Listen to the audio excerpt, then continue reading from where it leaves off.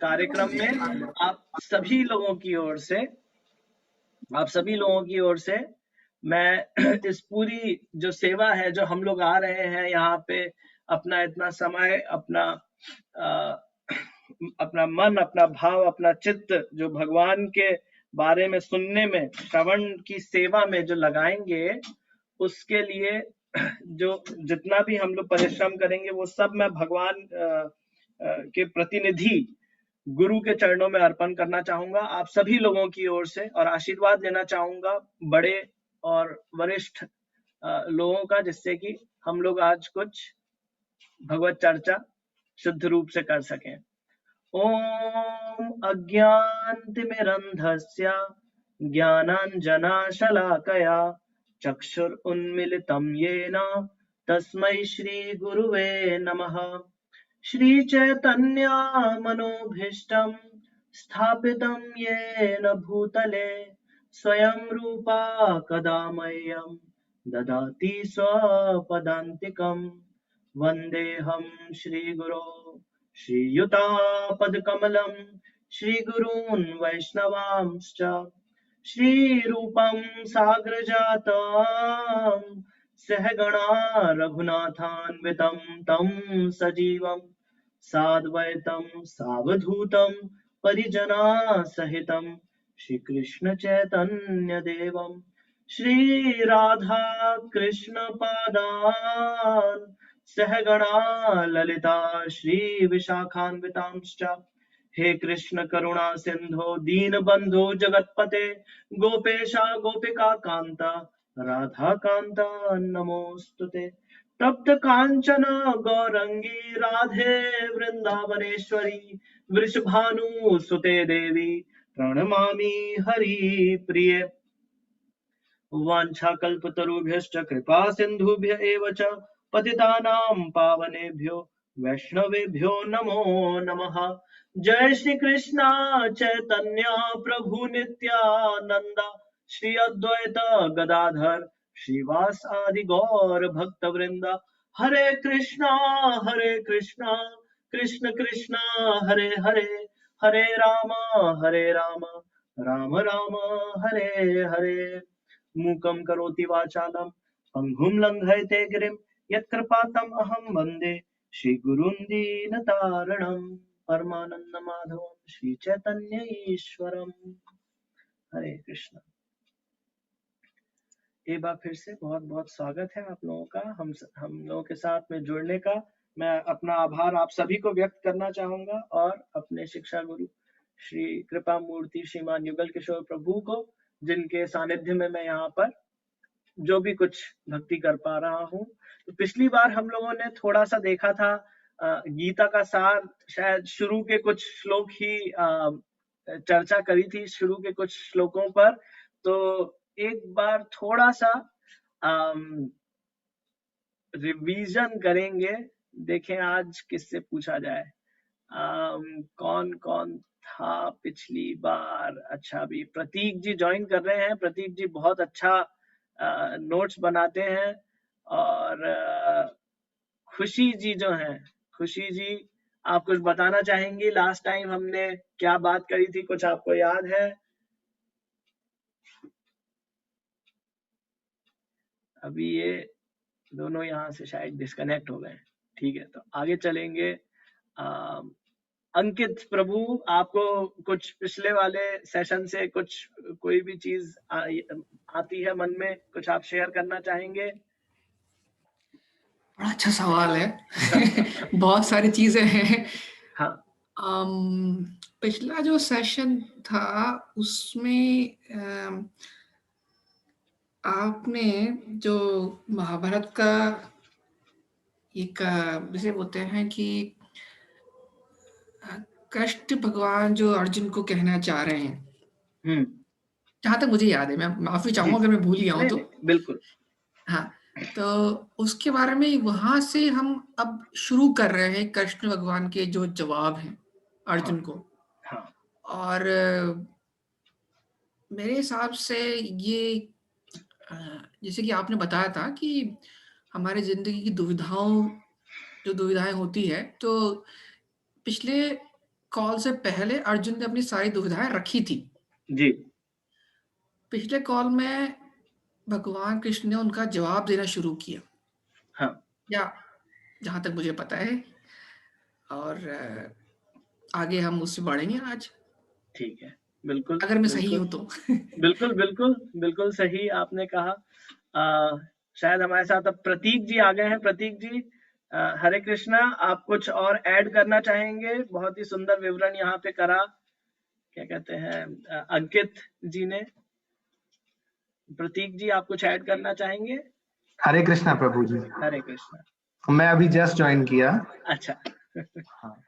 मैं पूछना चाह रहा था कि पिछला जो सेशन था उसमें से आपको कुछ याद आता है, कुछ आप शेयर करना चाहेंगे? हाँ, मैं कोशिश करता हूँ। जी। तो पिछले सेशन में हम लोग ने सेकंड अध्याय स्टार्ट किया था। उसमें जी। उसमें कृष्ण जी पहली बार वो बोलना स्टार्ट करते हैं। अर्जुन क्योंकि वहाँ पे बहुत कंफ्यूज्ड हैं कि सामने जो उनके संबंधी हैं उनसे युद्ध कैसे करें। हाँ। तो उसी बारे में कृष्ण जी जो हैं वो उनको समझाना स्टार्ट करते हैं। तो हम लोग ने सेकंड अध्याय के 7 श्लोक्स कवर किए थे जी। और आज उसी पे हम लोग आगे बढ़ेंगे और कृष्ण जी समझाएंगे। Very nice. ओके।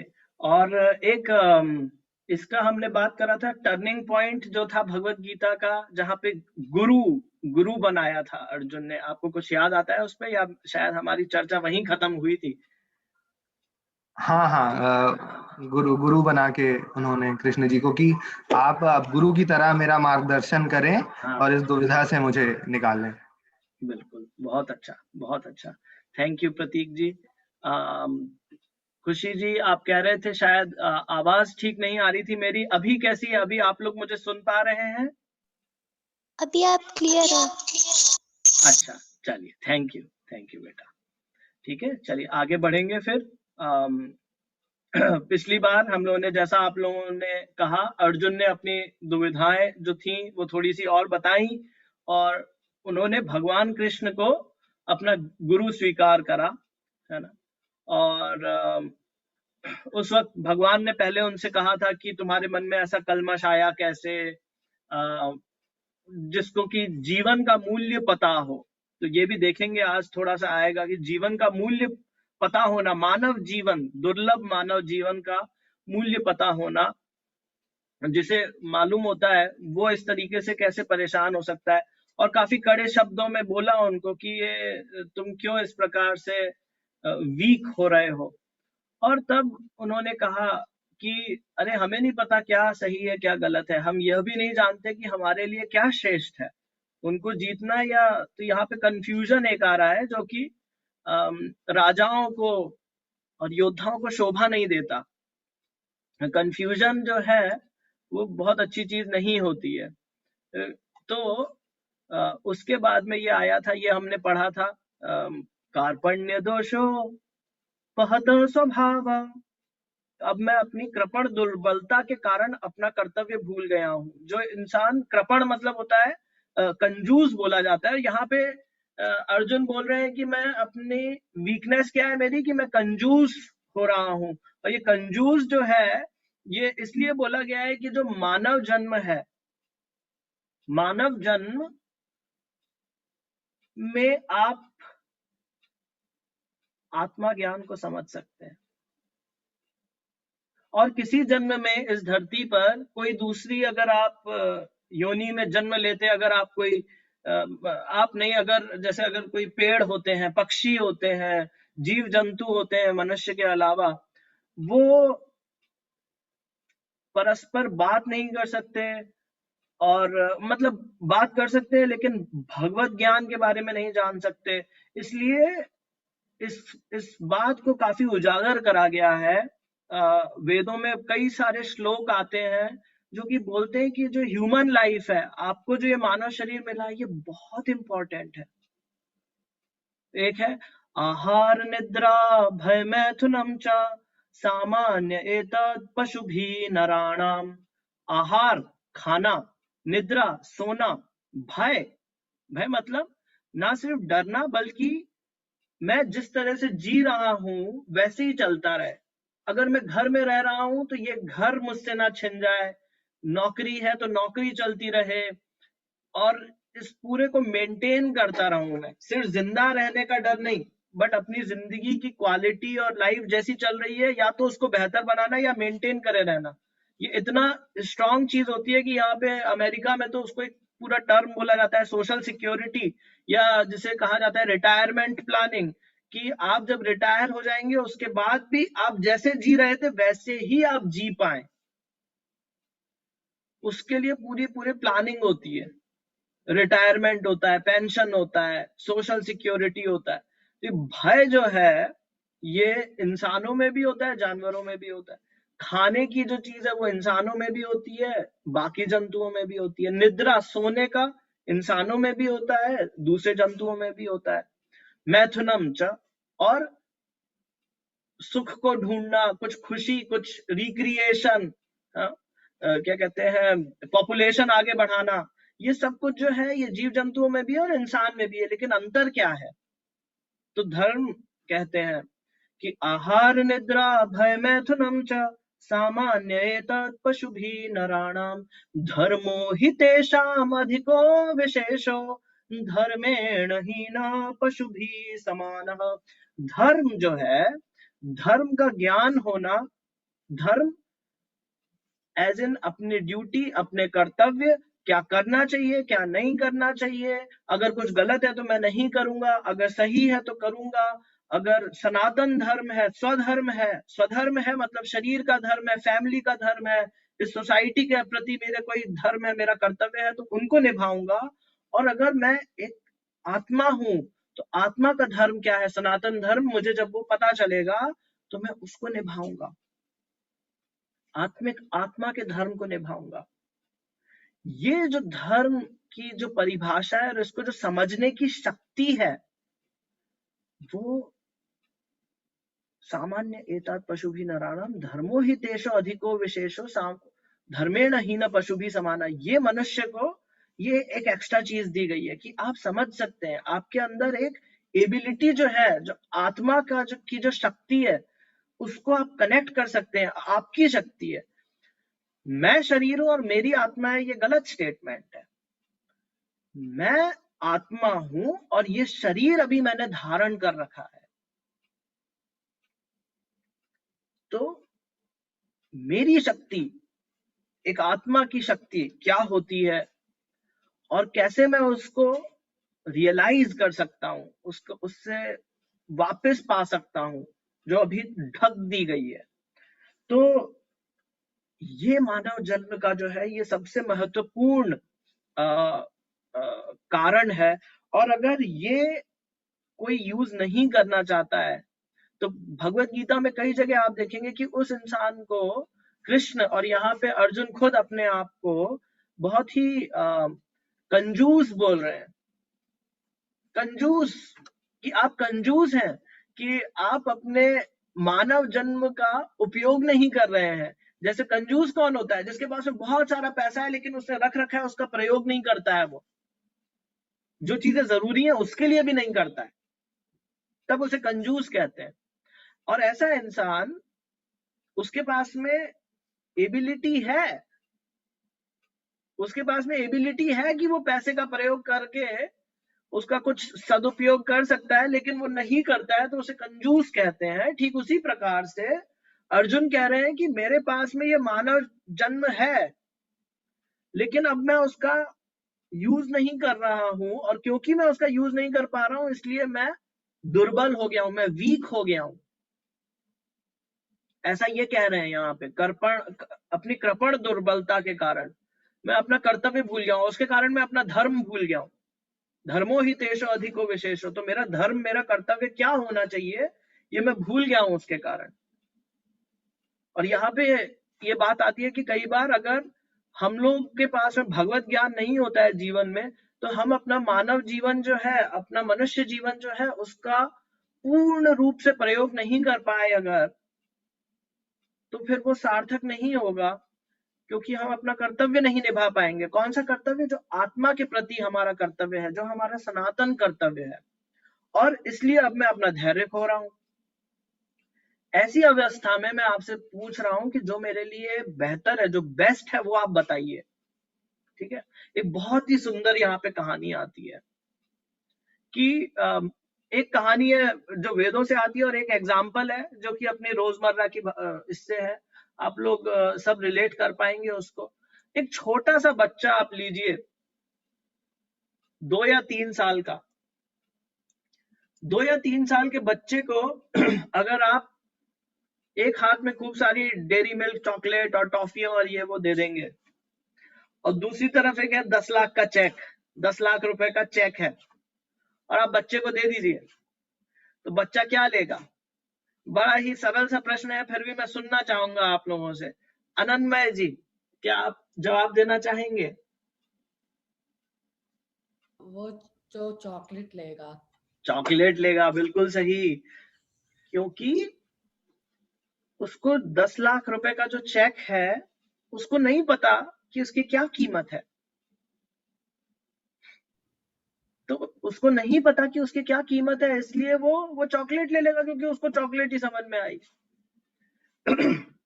एक कहानी आती है यहाँ पर, एक वृद्ध महिला थी, एक बूढ़ी माता थी, वो जंगल जाया करती थी लकड़ी काटने के लिए।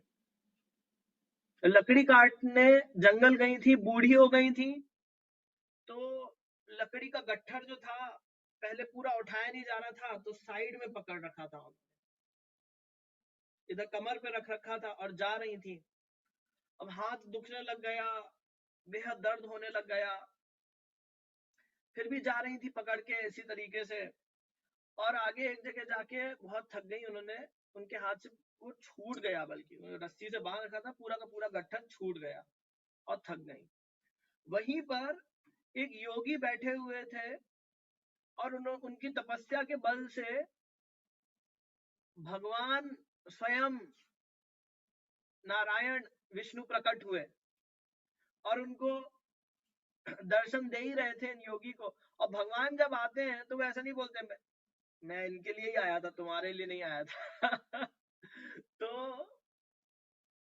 उन्होंने जब देखा इस वृद्ध महिला को, तो भगवान ने उन योगी को वरदान देने के बाद में, उनको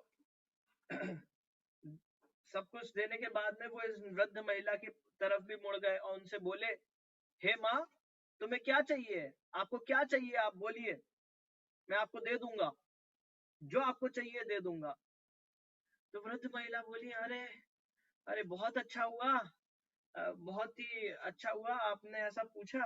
एक काम करिए, ये जो गट्ठर है ये उठा के और मेरे सिर पे रख दीजिए, ये गट्ठर उठा के मेरे सिर पे रख दीजिए, क्योंकि मेरे इधर हाथ में दर्द आ गया था, तो ये अगर मैं उठा के इधर रख लूंगी तो फिर मुझे दर्द नहीं होगा। तो तो यहाँ पे चलिए पूछा जाए जरा, पहले मैं पूछूंगा प्रतीक जी से। प्रतीक जी, आपको क्या लगता है यहाँ पे क्या कुछ गड़बड़ हुई जो वृद्ध महिला ने जो मांगा उसमें?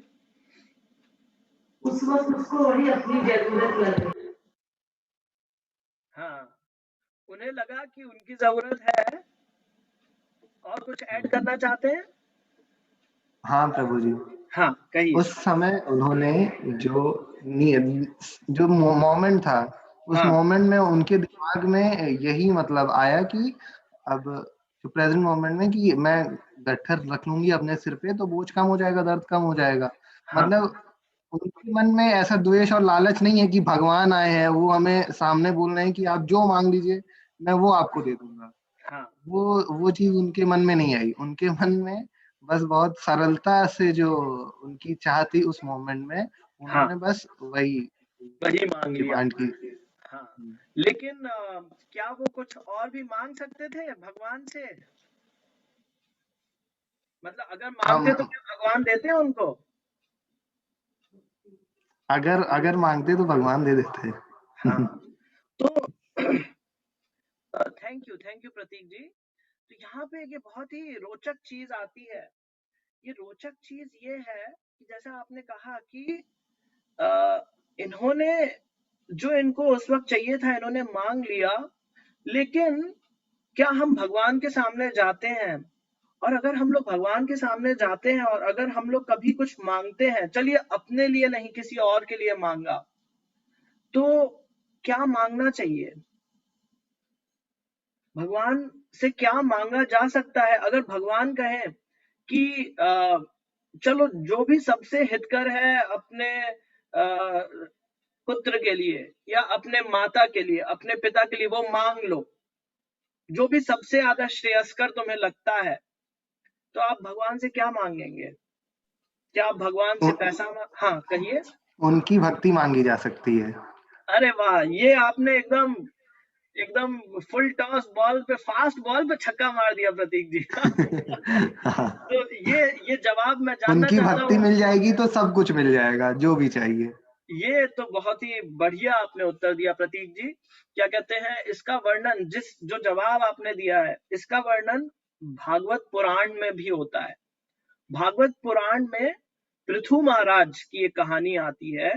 तो पृथु महाराज जो थे वो क्या कहते हैं, अश्वमेध यज्ञ कर रहे थे, और उस पर कभी और चर्चा करेंगे, लेकिन संक्षिप्त में बताना चाहूंगा। अगर वो 100 अश्वमेध यज्ञ पूर्ण कर लेते तो उनको मिल जाता स्वर्ग का सिंहासन, स्वर्ग का राजपाट। इंद्र जो थे वो आ गए वहां पर कुछ परेशानियां करने के लिए, एक तरीके से टेस्ट लेने के लिए, और पृथ्वी महाराज जो थे उन्होंने कहा कि ठीक है, आप भी भगवान के भक्त हैं, तो मैं छोड़ देता हूं, मुझे नहीं चाहिए स्वर्ग का राजपाट। और ब्रह्मा जी भी आ गए, ब्रह्मा जी उतर आए। ब्रह्मा जी और वो पृथु महाराज और इंद्र के बीच में जो ये एक परेशानी खड़ी हो गई थी, इसको सॉल्व करने के लिए आ गए, और थोड़ी देर में वहां पे विष्णु जी भी प्रकट हो गए। और फिर ये हुआ कि ठीक है, इंद्र जी जो हैं, इनको इनका राजपाट इनके पास में रहेगा, लेकिन उन्होंने देखा, बिल्कुल जैसे आपने कहा, कि उनको कोई लोभ नहीं था। उनको लोभ नहीं था, वो तो क्योंकि यज्ञ करना जो होता है, यज्ञ पुरुष जो होते हैं वो भगवान विष्णु खुद होते हैं, इसलिए वो यज्ञ पुरुष को प्रसन्न करने के लिए यज्ञ कर रहे थे, वो कुछ मांगने के लिए यज्ञ नहीं कर रहे थे। और इसलिए भगवान विष्णु ने फिर उनसे कहा कि पृथु महाराज, मैं आपसे बहुत प्रसन्न हूं, आप बताइए आपको क्या चाहिए। तो पृथु महाराज ने यह कहा कि मेरी जो स्थिति है वो 2-3 साल के बच्चे जैसी है, जिसको जो सामने दिखता है उसको लगता है कि यही मेरे लिए श्रेयस्कर है, यही मेरे लिए अच्छा है, ये चॉकलेट है, चॉकलेट अच्छा है, ये 10 लाख का चेक है तो 10 लाख का चेक अच्छा है। लेकिन मुझे नहीं पता कि मेरे लिए बेस्ट क्या है, जो कि भगवान को पता है। भगवान मेरा श्रेय, मेरे लिए सबसे ज्यादा अच्छा क्या होगा वो जानते हैं, मैं शायद नहीं जानता हूं।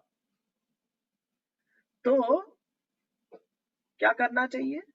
उन्हें कहा कि आपको जो ठीक लगता है, जो आपको लगता है मेरे लिए सबसे ज्यादा श्रेयस्कर है, जो मेरे लिए सबसे ज्यादा फायदे की चीज है, मैं आपसे प्रार्थना करता हूं, आप मुझे वो दीजिए। और जो ये प्रतीक जी ने ये जो जवाब दिया है, आप लोगों को मैं बताना चाहता हूं, विष्णु जी ने बिल्कुल यही शब्द उनसे कहे। उन्होंने कहा, मैं तुम्हें वरदान देता हूं कि तुम्हें मेरी भक्ति मिले। मैं तुम्हें यह वरदान देता हूं कि तुम्हें मेरी भक्ति मिले। तो इसी चीज को हम लोग आगे देखेंगे, कैसे ये हम लोग को जो है ये और ज्यादा समझ में आएगा जैसे जैसे हम लोग आगे बढ़ते जाएंगे, है ना। बहुत अच्छा लगा मुझे आपसे सुनकर प्रतीक जी, आपने एकदम निशाना सटीक लगाया। तो यहाँ पे उन्होंने अब कहा है कि मेरे लिए क्या श्रेयस्कर है, अर्जुन जिस परिस्थिति में मैं हूं उसमें मेरे लिए सबसे अच्छा क्या है, आप मुझे वो बताइए, क्योंकि अब मैं तो थोड़ा सा अपने कर्तव्य को भूल गया हूं। धर्म सम्मूढ़ चेतः, तो यहाँ पे ये जो 3 शब्द हैं, धर्म सम्मूढ़ चेतः, अपना कर्तव्य भूल गया हूं, इसके लिए पूरी भगवत गीता आगे जो समझाएंगे कृष्ण, और फिर यही आखिर में आके खत्म होगी जहां पे कि अर्जुन कहते हैं कि अब मुझे एकदम सही समझ में आ रहा है कि जीवन का उद्देश्य क्या होना चाहिए, कैसे उसको पाना है, दो चीजें, ठीक है। तो इसके लिए अब मैं आपका शिष्य बन गया हूं। बहुत जरूरी है इस चीज को समझने के लिए कि हम शिष्य बने, अनुयायी बने, हमारे जीवन में प्रशिक्षण आए और डिसिप्लिन आए और हम लोग शरण लेने के लिए तैयार हों। आप जितना ज्यादा एक स्टूडेंट बनने के लिए तैयार है, शरण लेने के लिए तैयार है भगवान की और उनके प्रतिनिधित्व करने वाले गुरु की, उतना ज्यादा आप इस सीक्रेट को, भगवत गीता के सीक्रेट को समझ पाएंगे। इसलिए बोल रहे हैं वो, प्लीज इंस्ट्रक्ट मी, मुझे बताइए आप क्या करना है, ठीक है। इसके आगे मैं संस्कृत पढ़ूंगा और तात्पर्य जो है मैं देखूंगा कोई अगर हमारे लिए पढ़ सके तो। न हि प्रपश्यामि मम पुण्यात् यच्छा कामेषु, 8वां, एक बार फिर से पढ़ूंगा यहाँ से, ठीक है। न हि प्रपश्यामि मम पुण्यात् यच्चोकम् उच्चोषणम् इन्द्रियाणाम् अवाप्य भूमाव असप्तनं वृद्धं राज्यं सुराणामपि चाधिपत्यम्। देखें कौन हमारे लिए पढ़ पाएगा। अंजलि माता जी, आप हमारे लिए पढ़ पाएंगी अगर आप स्क्रीन देख पा रही हैं तो।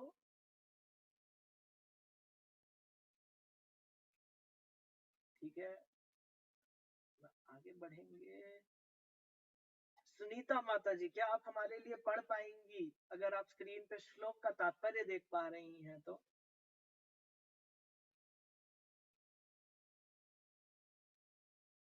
सुनीता माता जी, ठीक है। और ऊपर जाऊंगा, शालिनी माता जी, क्या आप हम लोगों के लिए पढ़ पाएंगे तात्पर्य।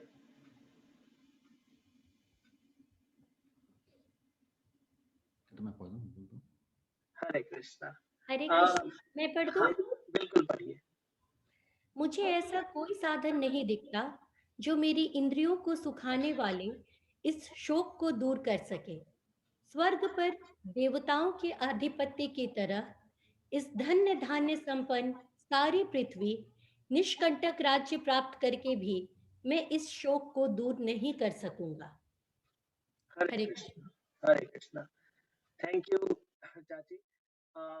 यहाँ पे बहुत अच्छा एक हम लोगों के लिए लेसन आता है कि अर्जुन कह रहे हैं कि ये जो मुझे अंदर से क्या हो रहा है, शोक, मैं शोक मना रहा हूँ, मुझे बहुत ज्यादा बुरा लग रहा है, दुख हो रहा है।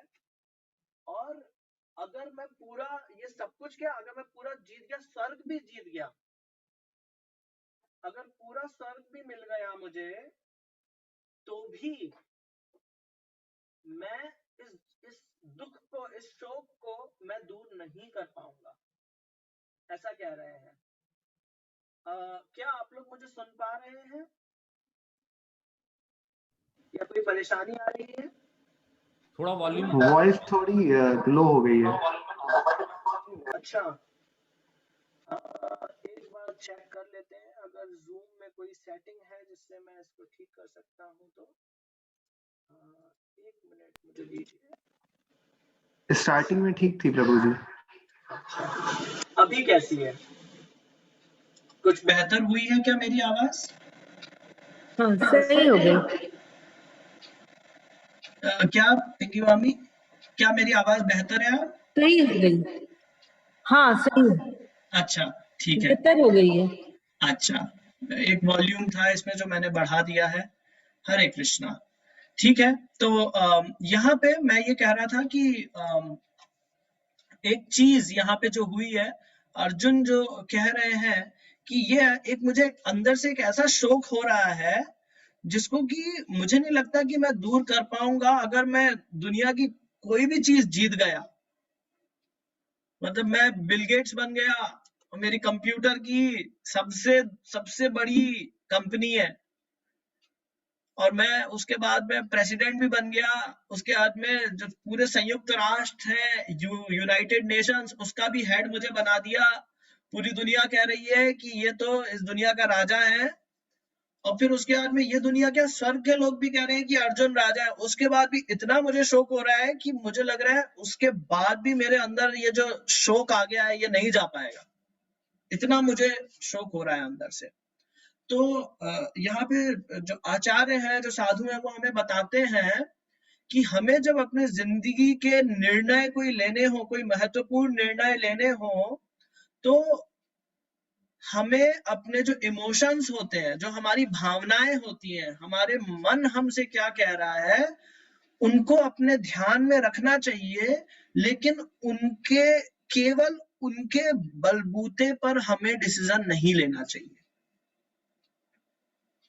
मतलब कि अगर मुझे कोई निर्णय लेना है अपने जीवन में, तो मैं ये देखूंगा क्या सही है क्या गलत है ये, और इसके कारण किसी को क्या लगेगा, या मुझे कैसा लगेगा, या किसी और को कैसा लगेगा, मेरे प्रियजनों को कैसा लगेगा, या जो दूसरे लोग हैं उनको कैसा लगेगा, इस चीज का हमें ख्याल रखना चाहिए। लेकिन जो निर्णय लिया है, वो जो इम्पोर्टेंट पॉइंट्स हैं, जो आपने एनालिसिस करा है, उसके बेसिस पे लेना चाहिए। इसका उल्टा क्या हो सकता है? इसका उल्टा ये है कि ये सब तो ठीक है, ये सारे चीजें देखने पे मुझे लग रहा है कि मुझे ये काम करना चाहिए, लेकिन इमोशंस के कारण मेरा मन नहीं है, मैं नहीं करना चाहता, तो मैं नहीं करा, वो गलत है ना। तो हमें जो डिसीजंस हैं अपने, वो लॉजिकली लेने चाहिए और इंटेलिजेंटली लेने चाहिए, अपनी बुद्धिमत्ता का प्रयोग करके लेना चाहिए। ठीक है, तो भगवान कृष्ण यहाँ पे, अभी आप लोग देखेंगे आगे, वो उनको पूरी भगवत गीता क्यों बोल रहे हैं। मतलब वरना कह सकते थे ना कि कृष्ण अर्जुन, मैंने बोला ना अभी ये लड़ाई करो, 3 हफ्ते बाद जब लड़ाई खत्म हो जाएगी तब मैं सब समझा दूंगा। नहीं, यही बात बहुत जरूरी है। भगवान कृष्ण जो बदलने वाले हैं, वो बदलने वाले हैं कि हम लोग जब अपना कार्य कर रहे हैं, तब हमारे मन में सोच कैसी होनी चाहिए, उसको बदलना चाह रहे हैं। वो नहीं चाहते कि हमें बिना सोचे समझे कुछ भी करना चाहिए, ना बिना सोचे समझे हमें कोई कार्य करना चाहिए, ना हमें बिना सोचे समझे, ना जाने बूझे क्या कहते हैं, किसी चीज में श्रद्धा लगा लेनी चाहिए। हर चीज का यहाँ पे विवरण भगवान इस प्रकार से करेंगे कि जो भी करो सोच समझ के करो।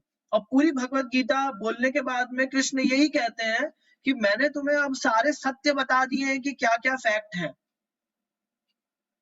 अब ये जो नॉलेज तुम्हें मिल गई है, इसके बाद में अब तुम करो जो करना है। तो यहाँ पे 2-3 बातें बोलना चाहता हूं। पहला, अगर आपने कहीं पे भी सुना है कि अपना बस कर्म करो, भगवत गीता में ऐसा लिखा गया है, तो ये एकदम गलत है।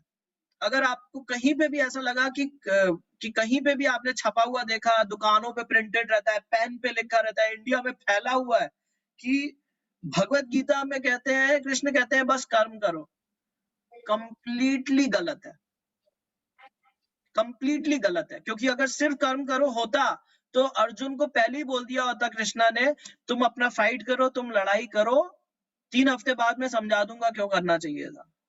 कंप्लीटली गलत है। सही क्या है? कोई कार्य करने से पहले हमें ये भगवत गीता का ज्ञान होना चाहिए, जिससे कि हम कर्म विकर्म ना करके अकर्म कर सकें। तो अगर मैं एक लाइन में कहना चाहूं तो मैं कहूंगा कि कृष्ण ने कहा है भगवत गीता में कर्म नहीं करो, अकर्म करो। तो नेचुरली प्राकृतिक रूप से एक प्रश्न आएगा कि अकर्म होता क्या है। तो अकर्म को समझने के लिए भगवत गीता पढ़नी पड़ेगी। वरना अगर एक लाइन की चीज होती तो फिर अर्जुन को बस एक लाइन में बोल दिया होता।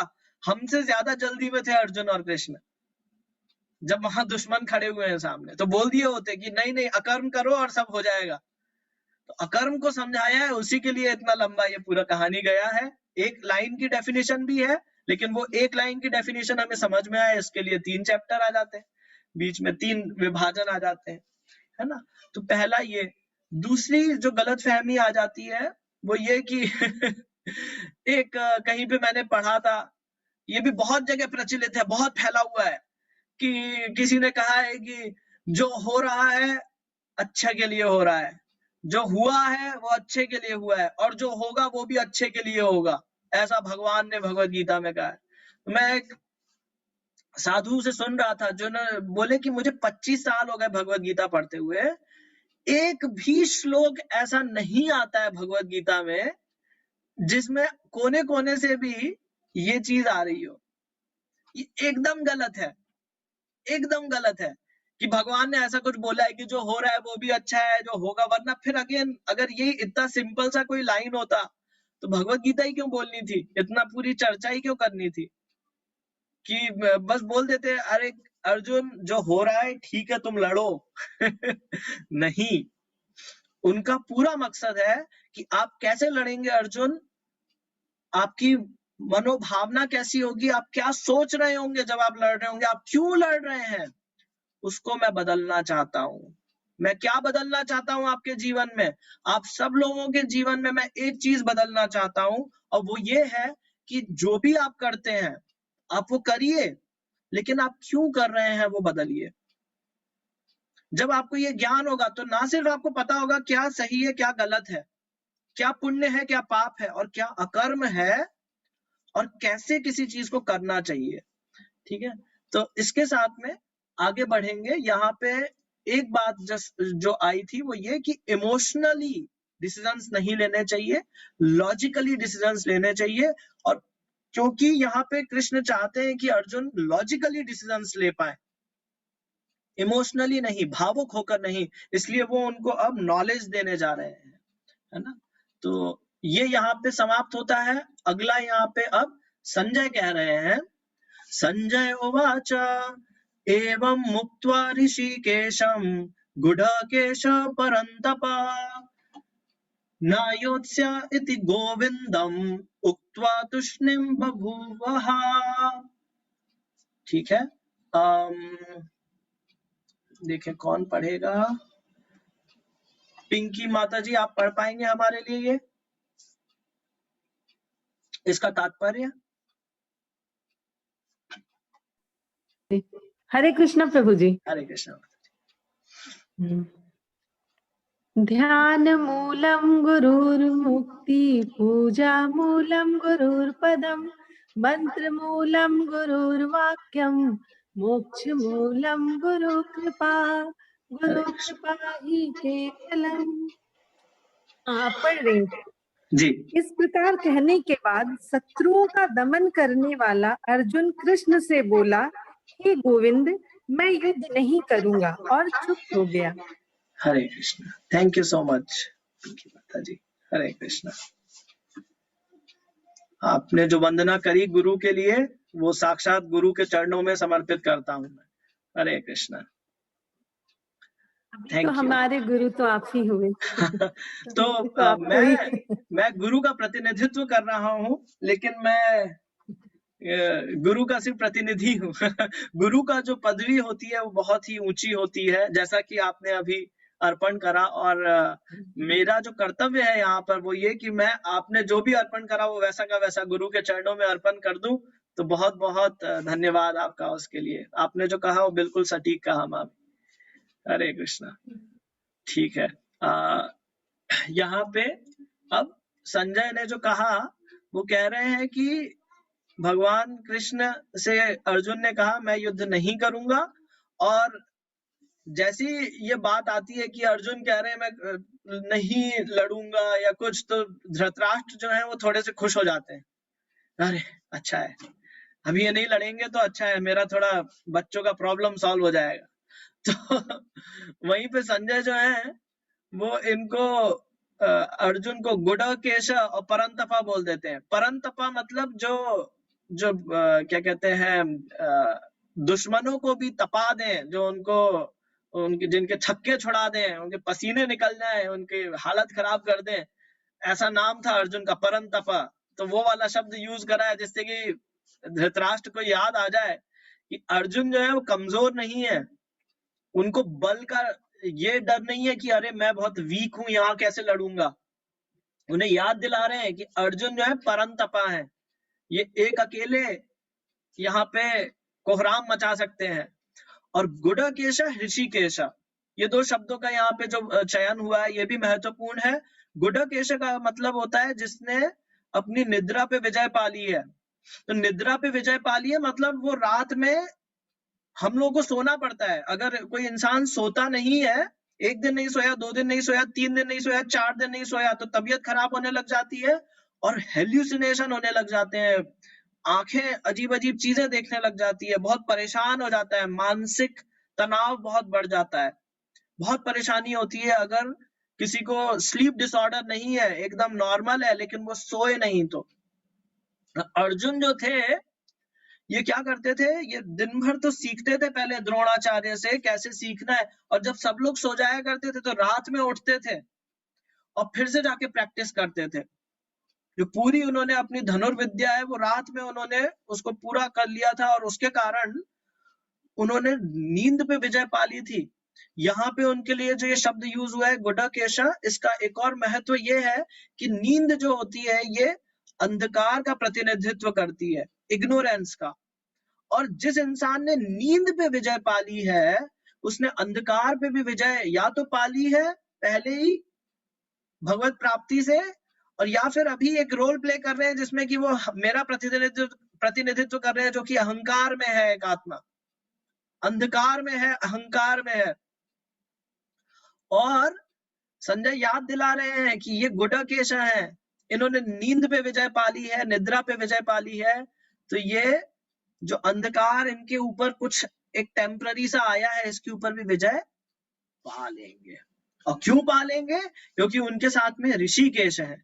ऋषिकेश मतलब जिन्होंने किस पे विजय पा रखी है, जो किसके ईश है, ईश्वर है, समस्त इंद्रियों के ऋषिक, सभी जो इंद्रियां होती हैं जिनसे हम देख पाते हैं, सूंघ पाते हैं, बोल पाते हैं, सुन पाते हैं, उनके ये ईश्वर हैं। शालिनी माता जी आप कुछ कहना चाहते हैं या कोई क्वेश्चन हो तो बताइएगा। चलिए मैं आगे बढ़ता हूं इसी के साथ में। इस वाले को मैं पढ़ूंगा, अगला वाला मैं किसी से पढ़ाऊंगा, क्योंकि हाँ हमारे पास में 10-15 मिनट है, तो आज थोड़ी सी चर्चा, एटलीस्ट पहला श्लोक तो शुरू कर सकते हैं भगवान का। प्रतीक जी आप कुछ कहना चाहते हैं? हाँ पॉसिबल है क्या स्लीप को विन कर लेना? जो ये गुणा केशा जो कैरेक्टरिस्टिक है अर्जुन की जी, ये क्या बायोलॉजिकली अभी के टाइम में पॉसिबल है? कोई बिना सोए रह सकता है? बायोलॉजिकली अर्जुन ने तो पॉसिबल किया था, क्या हमें पॉसिबल हमें करना चाहिए कि नहीं? मैं नहीं कहूंगा कि करना चाहिए, क्योंकि आगे भगवत गीता में ही कृष्ण कहेंगे कि जो योगी होता है उसको ना तो बहुत ज्यादा खाना चाहिए ना बहुत कम खाना चाहिए, ना तो बहुत ज्यादा सोना चाहिए ना बहुत कम सोना चाहिए।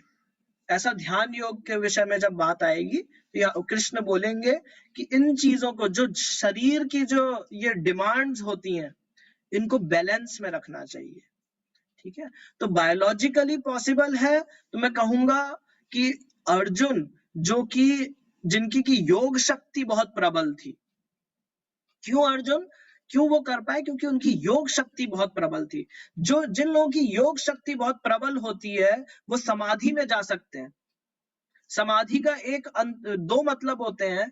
पहला मतलब जो है उसके हिसाब से जब ध्यान योग में कोई एक्सपर्ट हो जाता है तो वो अपनी प्राण वायु को अपने, यहाँ पे एक सहस्त्रार नाम की कुंडली होती है, आप लोगों ने कुंडलिनियों के बारे में कहीं ना कहीं अवश्य ही सुना होगा। यहाँ से अपने प्राण वायु को निकाल लेते हैं शरीर से। तो अगर शरीर से प्राण निकल गए तो इंसान जिंदा है कि मरा हुआ है? तो अगर आप बायोलॉजिकली देखेंगे तो उसको मरा हुआ कहते हैं इंसान को। ये उस बॉडी में जान नहीं है। क्यों? क्योंकि जान जो है वो निकाल ली साधु ने समाधि में जाके, और फिर वो पूरे ब्रह्मांड का चक्कर लगा आए और 2-3 दिन बाद में फिर से एंटर कर गए शरीर में। अब आप इससे क्या तात्पर्य निकालिएगा कि क्या अपने प्राण निकालना बायोलॉजिकली पॉसिबल है? जो योग शक्ति में बहुत प्रबल होते हैं उनके लिए पॉसिबल है, लेकिन क्या हर इंसान अपना प्राण निकाल के और वापस डाल सकता है? हर इंसान अपने शरीर में से प्राण निकाल सकता है, जिसको कि आत्महत्या कहते हैं या सुसाइड कहते हैं। और वो इसलिए आत्महत्या होता है या सुसाइड होता है या पाप होता है क्योंकि वो वापस उस शरीर में नहीं घुस सकता। लेकिन समाधि जो होती है, समाधि में इंसान अपनी प्राण वायु अपने आप निकालता है। तो जितने भी बहुत बड़े बड़े योगी हुए हैं, उन सब ने अपने प्राण अपने आप निकाले। उनके लिए यमराज नहीं आए, यमदूत नहीं आए, है ना। तो जहां प्राण निकालना भी पॉसिबल होता है योगी के लिए, जब ध्यान योग आएगा तो मैं आपको और डिटेल्स बताऊंगा चैप्टर 6 में। हवा में उड़ना, पानी में चलना, अंतर्धान हो जाना, ये सब बड़ा ही साइंटिफिक है। इनके पीछे के जो साइंस है उसको मैं थोड़ा सा आप लोगों को बताऊंगा कैसे ये सब करा जा सकता है। तो नींद पे विजय पाना भी जो है वो एक ऐसी शक्ति है जो कि एक योगी जो बहुत प्रबल है वो कर सकता है ना। क्या वो भगवत गीता का उद्देश्य है? बिल्कुल नहीं। भगवत गीता में एक अलग मैसेज आ रहा है जिसको हम देखेंगे, और हम ये भी देखेंगे कि फिर इसका वर्णन क्यों हुआ है। ठीक है, तो बहुत अच्छा लगा मुझे, आपने बीच में एक प्रश्न पूछा और मैं सभी से क्या कहते हैं रिक्वेस्ट करूंगा, आप लोगों को कभी भी और ऐसा कोई भी क्वेश्चन आया तो आप मुझसे पूछिए। ठीक है, मैं पूरी कोशिश करूंगा उसका उत्तर देने की। तो आगे बढ़ेंगे।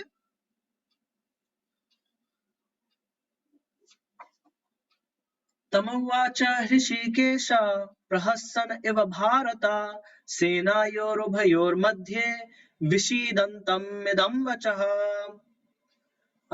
कौन कह सकता है? फिर से मैं देख रहा हूँ, अंजलि माता जी, आप कहना चाहेंगी तात्पर्य इस श्लोक का?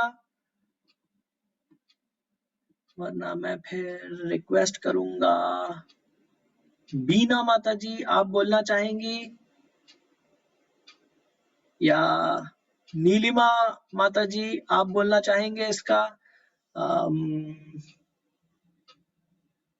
ठीक है, मैं बोलूंगा। अंकिता जी, अंकिता जी, क्या आप तात्पर्य पढ़ पाएंगे हमारे लिए? हरे कृष्णा। नीलिमा जी पढ़ रहे, मैं पढ़ रही हूँ प्रभु जी। बिल्कुल बिल्कुल। तात्पर्य, हे भरतवंशी धृतराष्ट्र, उस समय दोनों सेनाओं के मध्य शोक मग्न अर्जुन से कृष्ण ने मानो हंसते हुए ये शब्द कहे। हरे कृष्णा। आ ही जाते हैं हम फाइनली। कृष्णा। हरे कृष्णा। यस नीलिमा माता जी। हाँ अंजलि माता जी।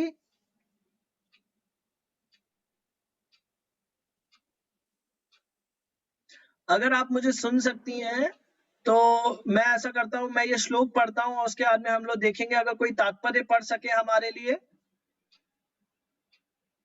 हरे कृष्णा जी।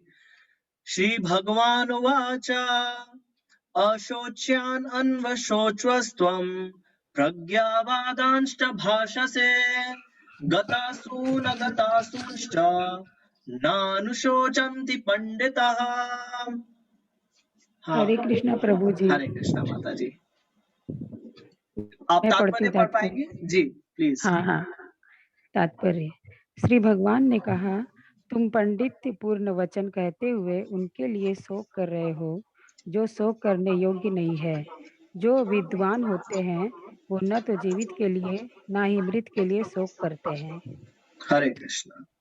हरे कृष्ण जी, बहुत बहुत धन्यवाद। यहाँ पे जो है अब ये एक यहाँ से आत्मा ज्ञान शुरू हो रहा है। यहाँ पे कृष्ण ये कह रहे हैं कि आप देखिए, एक एक एनालिसिस जो दिया, एक एक कारण जो दिया, बहुत डीप था। अर्जुन ने जो बोला बहुत डीप था, बहुत ही उसको बहुत सोचा उसको। लेकिन किसको हम बोलते हैं कि इसको नॉलेज है, विद्वान है। विद्वान उसे कहते हैं जो किसी भी चीज को पूरी तरीके से समझ पाए। मान लीजिए मैं कहूं किसी से कि एक ट्रेन चलती हुई आई है, स्टेशन पे आके खड़ी हो गई है, और अब ये एक यहाँ पे विद्वान है, इनसे मैं कहूँ आप बताइए, थोड़ा समझाइए यहाँ पे लोगों को ये ट्रेन क्या चीज है। और उस ट्रेन के वो 100 डिब्बों के बारे में बताते हैं। 100 डब्बों के बारे में समझाते हैं सभी लोगों को कि ट्रेन ऐसी है, इसमें आप बैठ सकते हो, ये हो सकता है, वैसा हो सकता है, या ऐसा, या, लेकिन वो इंजन के बारे में बात नहीं करते। कान्हा, कान्हा, तो इंजन के बारे में अगर बात नहीं करी तो फिर वो सबसे महत्वपूर्ण चीज थी। तो फिर हम कैसे कहेंगे कि, और वो बोले हो गया साहब, समझा दिया। अरे इंजन के बारे में आपने बात नहीं करी, इंजन के कारण तो पूरी गाड़ी चल रही है, वरना गाड़ी कैसे चलेगी। तो यहाँ पे अब आत्मा ज्ञान की बात आ रही है कि आपने एक एनालिसिस रखा। एनालिसिस को हिंदी में नहीं, संस्कृत में सांख्य कहते हैं, जहां पे संख्याओं का सांख्यिक रूप से किसी चीज का एनालिसिस किया जाए, उस एनालिसिस को सांख्य कहते हैं। और इस पूरे जो एनालिसिस में अर्जुन ने एक चीज छोड़ दी कि भाई आप किसी के शरीर का सोच रहे हो कि वो मर जाएगा तो उसका शरीर का क्या, उसकी फैमिली, उसके ऊपर आपने पूरा, ये बिल्कुल वैसे बात हो गई कि मान लीजिए ये अपने हमारे साथ में कुछ यहाँ पे विद्यार्थी जुड़े हुए हैं जो स्कूल जाते हैं, मैथमेटिक्स की पढ़ाई करते हैं। मैथ्स में एक प्रॉब्लम सॉल्व करने के लिए आई थी, एक प्रश्न आया था कि भाई अगर x की वैल्यू ये है और y जो है वो x का दोगुना है, तो यहाँ पे ये ऐसा ऐसा ये वैल्यू है, इसको आप सॉल्व करिए। और बहुत बड़ा 3-4 पन्ने का उसका सॉल्यूशन होने वाला है। लेकिन जो ये एक विद्यार्थी है, उसने क्या करा है, गलती कर दी। पहली लाइन लिखी वो गलत लिख दी। पहली लाइन अगर गलत लिख दी तो उसके आगे अब जो चल रहा है वो सब उसी के बेसिस पे चल रहा है। फिर ये हो जाएगा, फिर वो हो जाएगा, फिर ऐसा हो जाएगा, फिर वैसा हो जाएगा। वो 4 पन्ने का जो पूरा आपने लिखा, पूरा का कोई सॉल्यूशन नहीं निकला, कोई सॉल्यूशन नहीं आया, क्योंकि आपकी पहली लाइन में गड़बड़ हो गई। इसलिए स्पिरिचुअलिटी जो है, अध्यात्म जो है, आत्मा के बारे में समझना जो है, वो ऐसा है जैसे कि गाड़ी 1 0, बंगला 1 0, पैसा 1 0, ठीक है, बहुत अच्छे से पारिवारिक संबंध 1 0, सामाजिक संबंध 1 0, नौकरी 1 0, ये सारे 6-7 0 हो गए। अगर आपने आध्यात्म का एक डंडा इसके आगे नहीं लगाया, अगर आध्यात्म का एक डंडा इसके आगे लगा लिया, 1 लगा लिया, तो ये सारी चीजें जो है, इनकी जो कीमत है, इनकी जो वैल्यू है, ये बहुत बढ़ जाती है।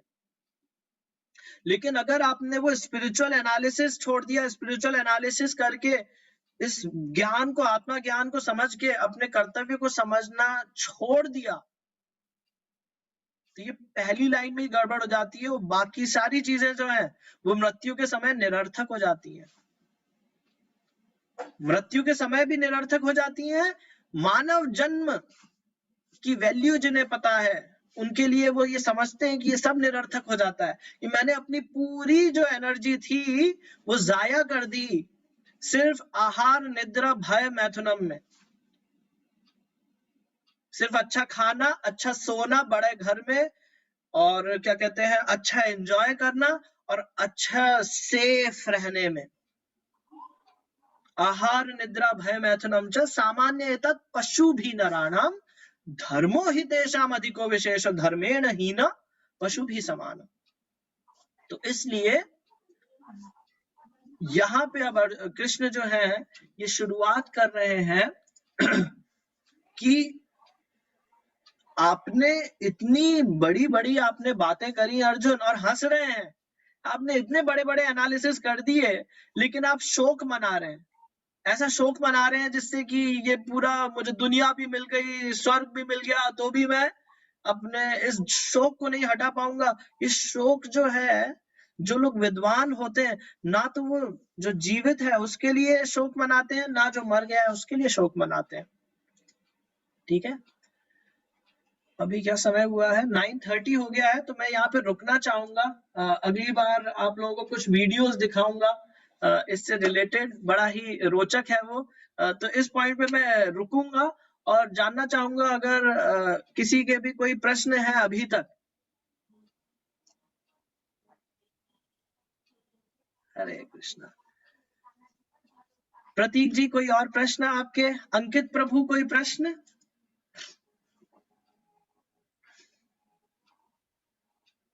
या आपको आज आपको क्या चीज कोई लगी, कुछ आप कहना चाहेंगे?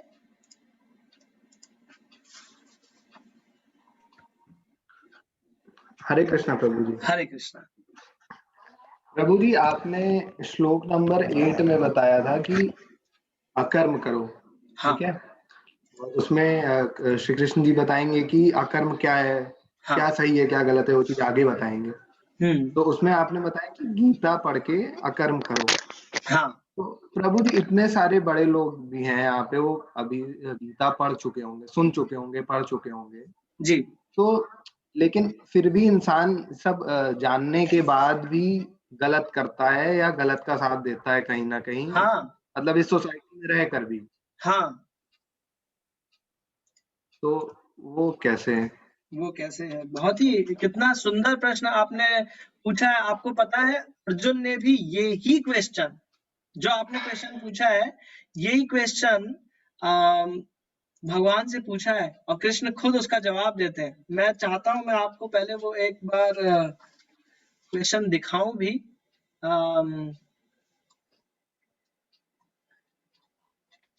उसके बाद में मैं इसका जवाब दूंगा। 1 मिनट मेरे साथ बने रहिए।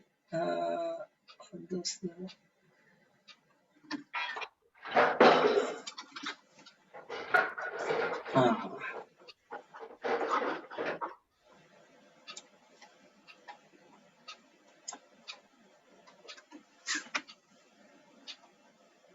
अथा केन प्रयुक्तोऽयं पापं चरति पुरुषः अनिच्छामपि वर्षेण बलाद् इव नियोजितः। एक तो ये यहाँ पे पूछा है कि सब कुछ पता होने के बावजूद लोग सिंफुल एक्ट्स क्यों करते हैं, पाप क्यों करते हैं, पहला वो। दूसरा, even a man of knowledge सदृशं चेष्टते स्वस्य प्रकृते ज्ञानवान् अपि प्रकृतिं यान्ति भूतानि निग्रहं किं करिष्यति। Even a man of knowledge acts according to his own nature. जिसको ज्ञान है, जिसको पता है क्या सही है क्या गलत है, ये मालूम होने के बाद भी सोसाइटी में ये ऐसा क्यों है कि ये इतना ज्यादा कहीं पे कुछ हम लोग गलत कर रहे हैं या हम लोग सही नहीं कर रहे हैं। और इसका जवाब भगवान देते हैं। वो कहते हैं कि जो ये जो खुशी ढूंढने की, सुख ढूंढने की जो इच्छा होती है हमारे अंदर, ये इतनी स्ट्रांग होती है कि जब तक आपको सॉलिड भगवत ज्ञान नहीं मिले, स्पिरिचुअल नॉलेज, जो कि भारतीय सभ्यता में, मैं पिछली बार कह रहा था, भारतीय सभ्यता में एक बहुत इंपॉर्टेंट सब्जेक्ट मैटर हुआ करता था कि अपने वेदों को समझना, स्पिरिचुअल नॉलेज क्या है वो समझना।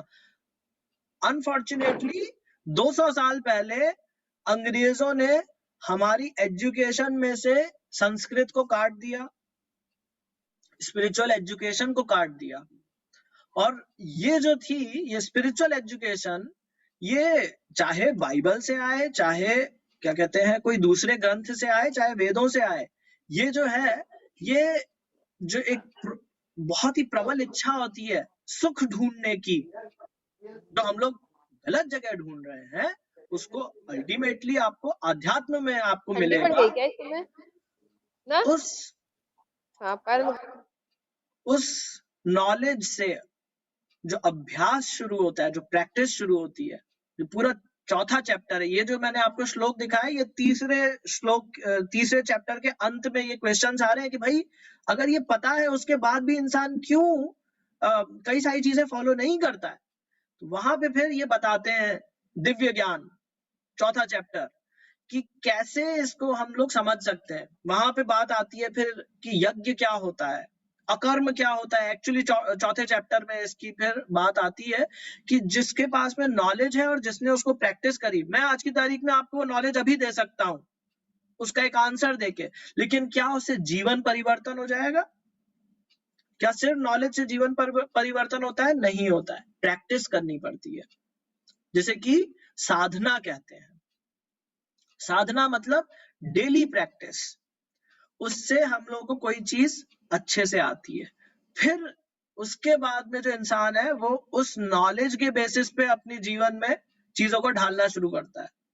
तो इसलिए अगर मैं कहूंगा कि अगर भगवत गीता का पूरा कंक्लूजन क्या है, तो वो एक लाइन में कह सकता हूँ, मन मना मद भव भक्तो मद्याजी माम नमस्कुरु, या सर्वधर्मान परित्यज्य माम एकम शरणम व्रज अहम त्वाम सर्व पापेभ्यो मोक्षयिष्यामि मा शुचः। कि सब धर्मों को छोड़कर केवल भगवान की भक्ति में आ जाइए आप। लेकिन वो कैसे करना पड़ेगा, वो शरण कैसे लेनी पड़ेगी, उसके लिए कोई शॉर्टकट नहीं है। उसको आपको समझना पड़ेगा, फिर आपको प्रैक्टिस करना पड़ेगा, तभी आप उस प्लेटफॉर्म पे आ सकते हैं, है ना। और क्यों नहीं कर पाते हैं लोग, काम वासना वाली बात हुई है कि जो सुख अवाप्नोति, सुख ढूंढने के पीछे जो लोग बहुत पड़े होते हैं, भगवान कृष्ण कहते हैं वो लोग इस साधना के लिए सीरियस नहीं हो पाते हैं, है ना। तो इसके बारे में और चर्चा आगे आएगी। आपका जो प्रश्न है वो एकदम अर्जुन की तरह है, जो अकर्म का जब टॉपिक आता है उस पे वो पूछते हैं। तो thank you for that question.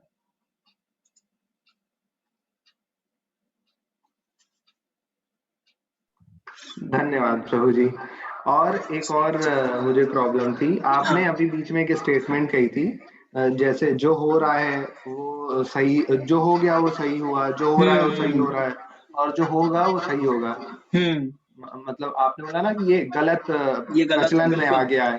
हाँ। अब इसका पूर्ण जो मतलब है वो कुछ और है, इसको गलत वे में इंटरप्रेट करके हम लोग को बताया गया है।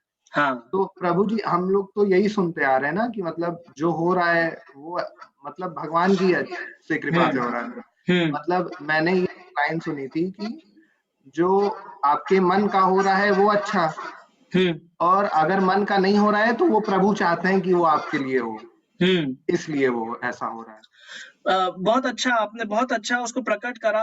देखिए, कोई भी जो बात कही जाती है, अगर वो बुरी बात नहीं है तो उसको हम लोग समझ सकते हैं कि ये कैसे समझूं मैं, तो ठीक है मैंने इसको ऐसे समझ लिया तो ये एक बहुत ही अच्छी चीज हो गई। लेकिन यहाँ पे दो गड़बड़ है।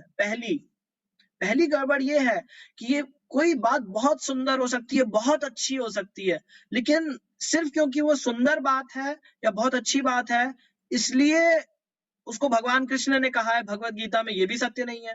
तो अगर मैंने भगवत गीता पढ़ी तो मेरे पास में मुझे दो चीजें पता चली। पहला कि ये जो बात थी ये भगवान कृष्ण ने नहीं कही है। दूसरा, भगवत गीता में जो कहा है आपको वो नहीं पता चला। तो अगर मैं कुछ मनगढ़ंत बना लूं, अब वो होने में बहुत सुंदर हो सकती है, कोई बहुत सुंदर बात हो सकती है, लेकिन मैं आपको कह दूं प्रतीक प्रभु ये जो मैं कह रहा हूं ना, आपने तो भगवत गीता पढ़ी नहीं है, तो ये जो है ये बहुत सुंदर बात है और ये अपनी जिंदगी बना लीजिए आप। तो आपने उसको अपनी जिंदगी बना लिया ये सोच के कि इसको तो कृष्ण ने बोला है भगवत गीता में, लेकिन भगवान कृष्ण ने तो बोला नहीं वो। तो कोई बहुत सुंदर बात हो सकती है, बहुत अच्छी बात हो सकती है, लेकिन भगवान का जो मेन मैसेज है ना वो है ना ये है। और दूसरी बात, कैसे इसको मैं बता सकता हूं कि ये क्यों, ये जो चीज है ये थोड़ी सी गलत है, कई कारणों से। पहला,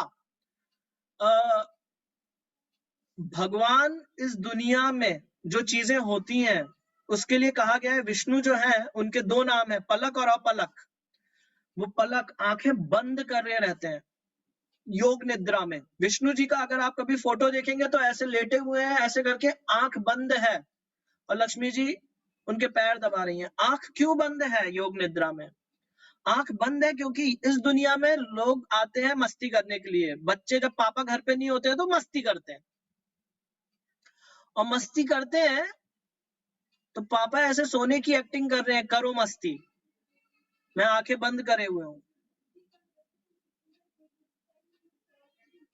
इसलिए इस दुनिया में वो लोग आते हैं जिनको की मस्ती करनी है। अब मस्ती कर सकते हैं, पापा मम्मी के साथ भी कर सकते हैं, लेकिन हमें कुछ ऐसा चाहिए कि हमें अंधेरे में करना है, मम्मी पापा से दूर रह के करना है। मम्मी बताती है अरे पापा आ गए, तो फिर बच्चे बैठ जाते हैं बुक लेके, उसके पहले मस्ती चल रही थी। ठीक है, तो पलक अपलक बोला गया है भगवान के विवरण में। एक बात आती है, जो चीजें इस दुनिया में होती हैं, जैसे कहते हैं ना एक पत्ता भी अगर हिलता है तो भगवान की मर्जी से ही हिलता है, वो कैसी मर्जी होती है कि मैंने आंखें बंद कर रखी हैं और मुझे पता है कि मेरा जो बच्चा है वो बहुत मस्ती कर रहा है, तो मैं कैसे पिता हूं, मैं बैठा रहता हूं और मैं देखता रहता हूं। कुछ चीजें वो कर सकता है मस्ती में, इसका ये मतलब नहीं है कि मैंने बोला है करो मस्ती करो, पेपर फाड़ दिया। मैंने नहीं बोला था बेटा पेपर फाड़ दे, लेकिन उसने पेपर फाड़ दिया, मैं बैठा हुआ हूं, मुझे पता है उसने मस्ती करी है। फिर कुछ और फाड़ दिया, कुछ और कर दिया। अभी गया रिपोर्ट कार्ड फाड़ने जा रहा है, मैं रुक गया, ए क्या हो रहा है, मैंने देखा तुमने पेपर फाड़ा, ये काट लिया, रिपोर्ट कार्ड नहीं फाड़ना। तो भगवान इस दुनिया में चीजें जो होने देते हैं वो उसको अलाउ कर रहे हैं, उन्होंने कहा नहीं है कि करना चाहिए। तो इस दुनिया में अगर कोई बुरा काम करता है तो उसको भगवान करने देते हैं, क्योंकि वो बोल रहे हैं कर लो, इसके बाद में मैंने एक दूसरी दुनिया बनाई है जिसे नर्क कहते हैं, मैं वहां पे तुम्हें हैंडल कर लूंगा, इस चीज को हैंडल कर लूंगा। और या फिर आपने अच्छा काम करा है, आपको स्वर्ग में हैंडल कर लेंगे। तो आपने जो भी आपको कुछ बुरा करना है वो सारे की एक लिमिट, एक दायरा पहले से बना हुआ है कि आपने अगर ये करा तो ये होगा, वो करा तो वो होगा। उसके बाद में भगवान को उसमें आना भी नहीं पड़ता, वो बना के उन्होंने एक सिस्टम छोड़ दिया। जो जिसकी जैसी डिजायर है वो ऊपर या नीचे, नीचे ऊपर ऐसे आता जाता रहता है उसमें। यहाँ पे भगवान बोल रहे हैं अर्जुन से, ये ऊपर नीचे पाप पुण्य का जो खेल है ये चलता रहता है, कभी स्वर्ग में जाता है, कभी नर्क में जाता है। बेटा अकर्म जो होता है वो इससे बाहर निकालता है। और इसलिए हर जीवात्मा को जब मनुष्य जन्म मिलता है तो उन्हें मौका मिलता है कि वो इस जो चक्र है पाप पुण्य का, इससे बाहर निकल सके अकर्म करके। ना कर्म, ना अच्छा कर्म, ना विकर्म, अकर्म करके इससे बाहर निकल जाओ। तब तुम देखोगे कि तुम एक्चुअली इसके लिए नहीं बने थे, है ना।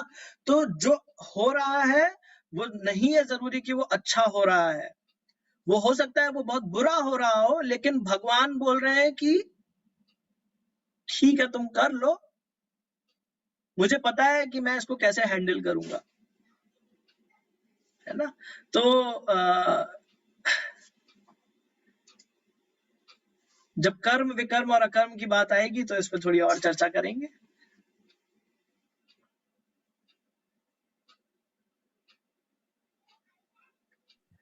धन्यवाद प्रभु जी। थैंक